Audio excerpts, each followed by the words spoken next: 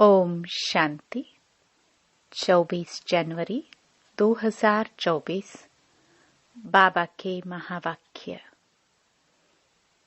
मीठे बच्चे, आत्म अभिमानी बनने की प्रैक्टिस करो तो विकारी ख्यालात उड़ जाएंगे। बाप की याद रहेगी, आत्मा सतो प्रधान बन जाएगी। प्रश्न: मनुष्यों को दुनिया में किस रास्ते का बिल्कुल ही पता नहीं है? उत्तर: बाप से मिलने व जीवन मुक्ति प्राप्त करने के रास्ते का किसको भी पता नहीं है। सिर्फ शांति शांति करते रहते हैं, कॉन्फ्रेंस करते रहते, जानते नहीं कि विश्व में शांति कब थी और कैसे हुई। तुम पूछ सकते हो कि आपने विश्व में शांति देखी है? शांति कैसे होती है? विश्व में शांति तो बाप द्वारा स्थापन हो रही है। तुम आकर समझो। ओम शांति। रूहानी बाप बैठ रूहानी बच्चों को समझाते हैं। पहले पहले तो यह दृष्टि पक्की करो कि हम आत्मा हैं। हम भाई भाई को देखते हैं। जैसे बाप कहते हैं, मैं बच्चों आत्माओं को देखता हूँ। आत्मा ही शरीर की कर्मेंद्रियों द्वारा सुनती है, बोलती है। आत्मा का तख्त है भ्रुकुटी। तो बाप आत्माओं को देखते हैं। यह भाई भी अपने भाइयों को देखते हैं। तुमको भी भाइयों को देखना है। पहले यह दृष्टि पक्की चाहिए, फिर क्रिमिनल ख्यालात बंद हो जाएंगे।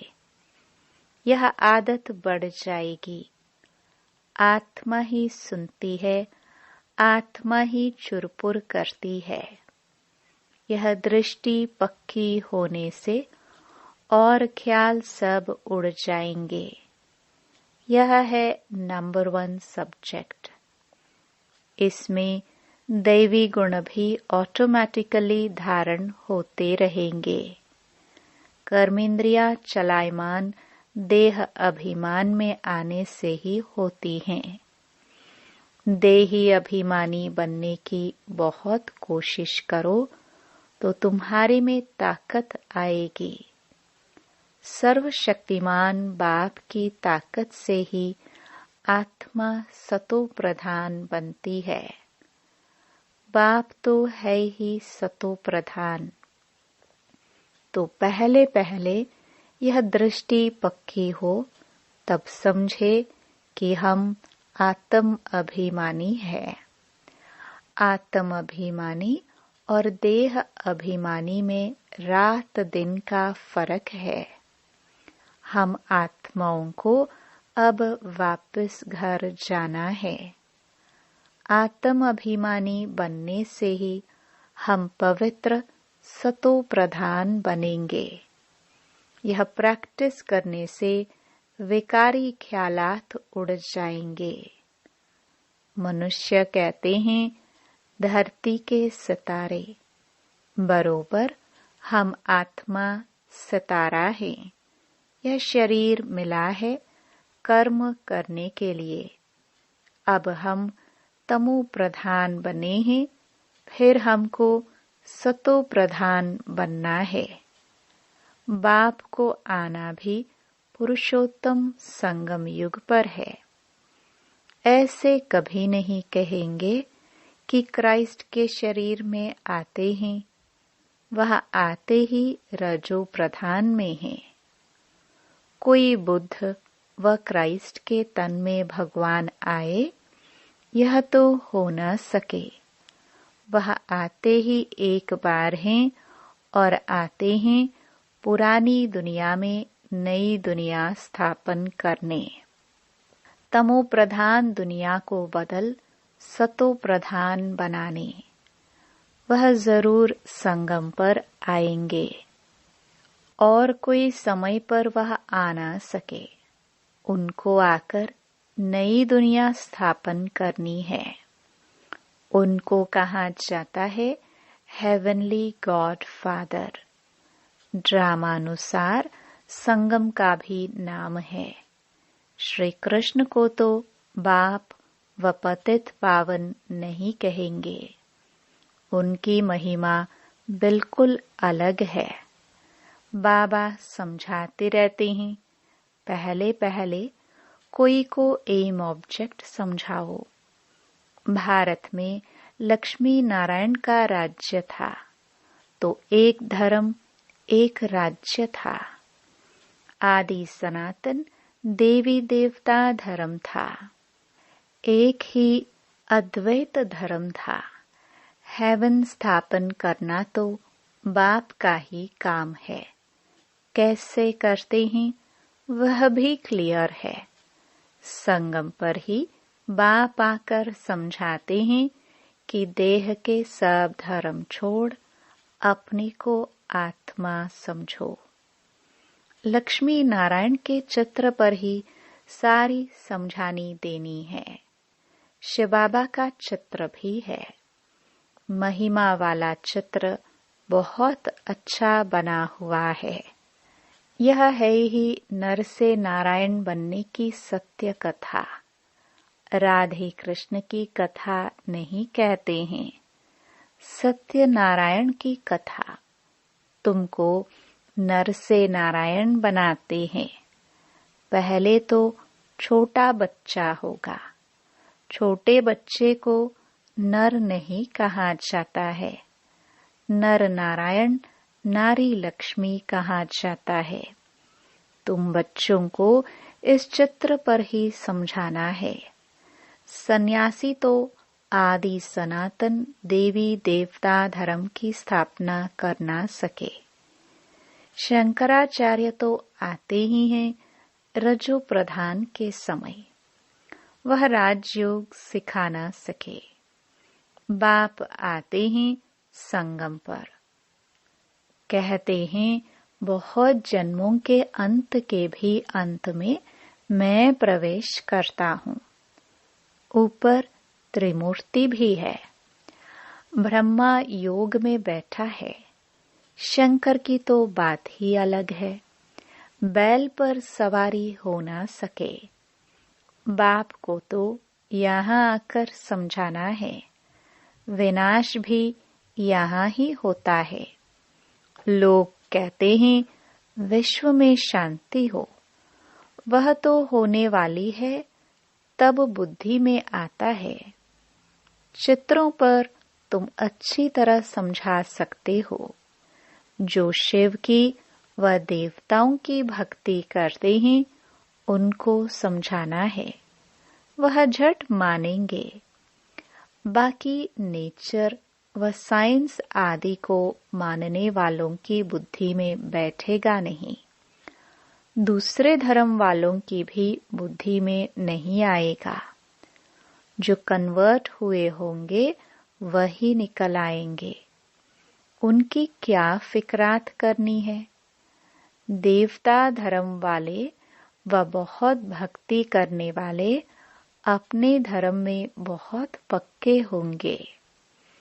तो देवताओं के पुजारियों को समझाओ।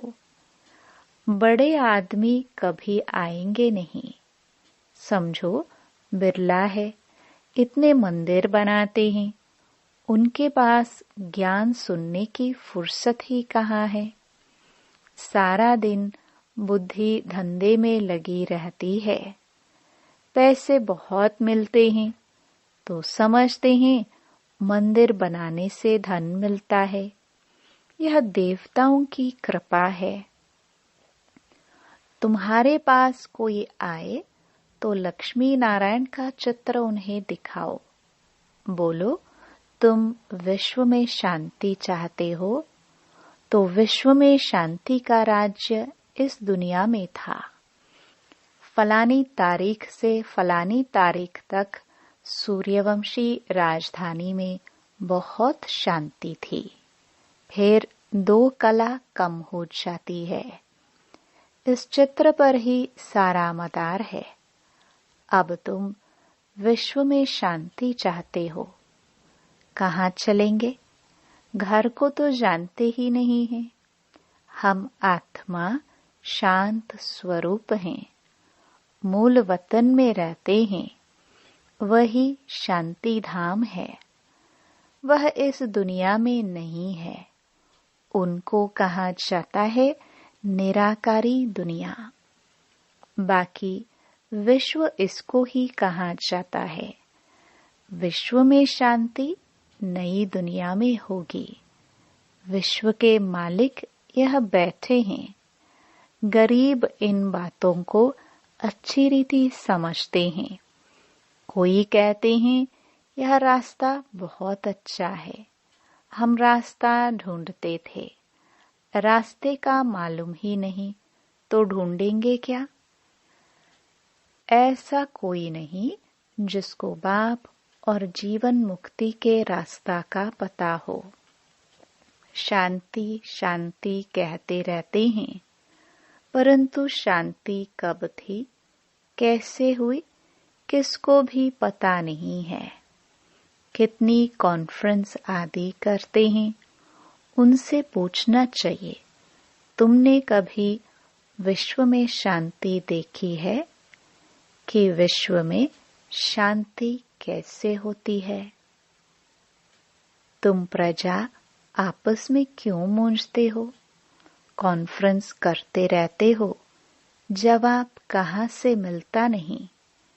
विश्व में शांति तो अब बाप द्वारा स्थापन हो रही है। तुम कहते हो क्राइस्ट से 3000 वर्ष पहले हेवन था, तो वहां ही शांति थी। अगर वहां भी अशांति होती तो बाकी शांति कहाँ से मिलेगी? अच्छी तरह से समझाना है। इस समय तो तुमको इतना समय बात करने नहीं देते, क्योंकि अभी उनके सुनने का समय ही नहीं आया है। सुनने का भी सौभाग्य चाहिए। तुम पद्मा पदम भाग्यशाली बच्चे ही बाप से सुनने के हकदार बनते हो। बाप बिगर और कोई सुना ना सके। बाप तुम बच्चों को ही सुनाते हैं। यह है ही रावण राज्य, तो यहाँ शांति कैसे हो सकती? रावण राज्य में सब पतित हैं, पुकारते हैं कि हमको पावन बनाओ। पावन दुनिया तो इन लक्ष्मी नारायण की थी। राम राज्य और रावण राज्य में कितना फर्क है। सूर्यवंशी, चंद्रवंशी, फिर होते हैं रावण वंशी। इस समय है कलयुग, रावण संप्रदाय। बड़े बड़े लोग भी 1-2 को गुर गुर करते रहते हैं। बहुत अहंकार है कि मैं फलाना हूँ। तो इस लक्ष्मी नारायण के चित्र पर समझाना बहुत सहज है। बोलो, इनके राज्य में ही विश्व में शांति थी, कोई और धर्म नहीं था। विश्व में शांति सो तो यहाँ ही होती है। तो मुख्य यह चित्र है। बाकी ढेर चित्रों पर समझाने से मनुष्यों के ख्यालात और तरफ चले जाते हैं। जो समझा है वह भी भूल जाता है। तब कहा जाता है टू मैनी कुक्स। बहुत चित्र होते हैं और हंसी कुड़ी के मॉडल अथवा डायलॉग आदि होते हैं, तो मूल बात बुद्धि से निकल जाती है। कोई विरला ही समझ पाते हैं कि बाप यह स्थापन कर रहे हैं। 84 जन्म भी इसके लिए ही हैं। दिखाएंगे जरूर एक का, सबको कैसे रखेंगे। शास्त्रों में भी एक अर्जुन का नाम रखा है ना। स्कूल में मास्टर एक को थोड़े पढ़ाएंगे। ये भी स्कूल है। यह तुम्हारे बैज भी बहुत काम कर सकते हैं। यह सबसे अच्छा है। पहले शिव बाबा के चित्र के सामने लाना चाहिए और फिर लक्ष्मी नारायण के चित्र के आगे। तुम शांति मांगते हो, वह कल्प कल्प बाप द्वारा ही स्थापन होती है। तुम इस चक्र को जान गए हो। पहले तुम भी तुच्छ बुद्धि थे। अब बाप स्वच्छ बुद्धि बनाते हैं। लिखना चाहिए, सिवाय परमपिता परमात्मा के कोई भी किसकी सद्गति कर नहीं सकते, विश्व में शांति कर नहीं सकते। बाप ही सब कुछ कर रहे हैं। याद भी उनको ही करते हैं। मुख्य चित्र यह दोनों है। इससे हिलना नहीं चाहिए जब तक पूरा न समझे। यह नहीं समझा तो कुछ भी नहीं समझा। टाइम वेस्ट हो जाता है। देखो, बुद्धि में नहीं बैठता तो चला देना चाहिए। इसमें समझाने वाले बहुत अच्छे चाहिए। अगर माता हो तो बहुत अच्छा, इसमें कोई नाराज नहीं होगा। यह तो सब जानते हैं कि कौन कौन समझाने में तीखे हैं। मोहिनी है, मनोहर है, गीता है, बहुत अच्छे अच्छे बच्चे हैं। तो पहले लक्ष्मी नारायण के चित्र पर एकदम पक्का कराना चाहिए। बोलो, इन बातों को अच्छी रीति समझो, तब शांति की दुनिया में जा सकेंगे।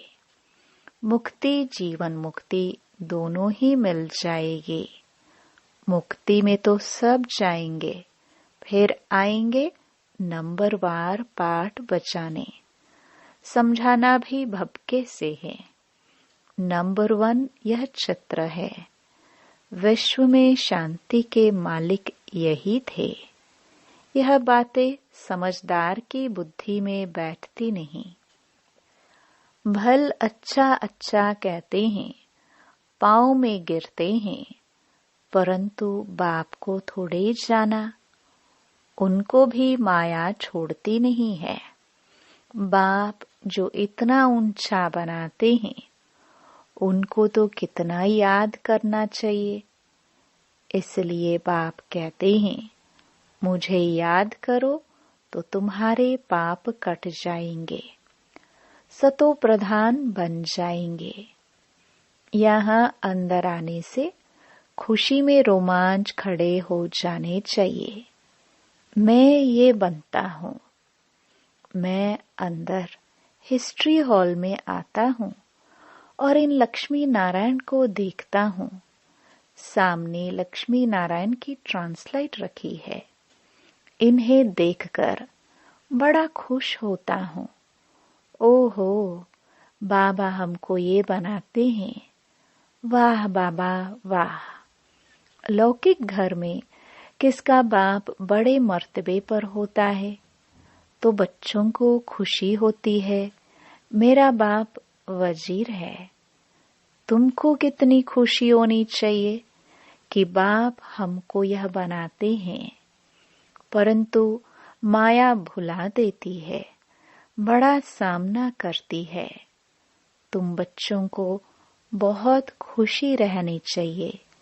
दैवी गुण भी धारण करने चाहिए। आत्म अभिमानी भाव। भाई भाई को देखो तो स्त्री को भी आत्मा के रूप में ही देखेंगे। क्रिमिनल आई होगी नहीं। मनसा तूफान तब आते हैं जब तुम भाई भाई की दृष्टि से नहीं देखते हो। इसमें बड़ी मेहनत है, प्रैक्टिस अच्छी चाहिए। आत्म अभिमानी बनना है।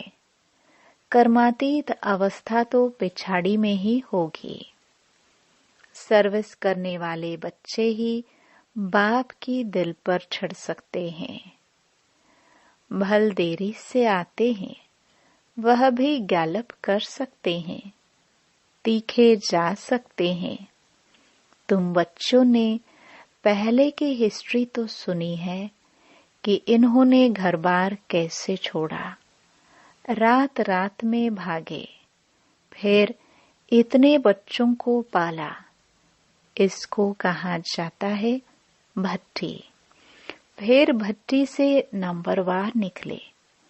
यह तो वंडर है जो बाबा तुमको वंडरफुल स्वर्ग का मालिक बनाते हैं। गॉड फादर तुमको पढ़ाते हैं। कितना साधारण है, कितना रोज रोज बच्चों को समझाते रहते हैं और बच्चों को कहते हैं नमस्ते। बच्चे, तुम मेरे से भी ऊंचे जाते हो। तुम्हें कंगाल से डबल सरताज विश्व के मालिक बनते हो तो बाप बड़ी रुचि से आते हैं। अनगिनत बार आए होंगे।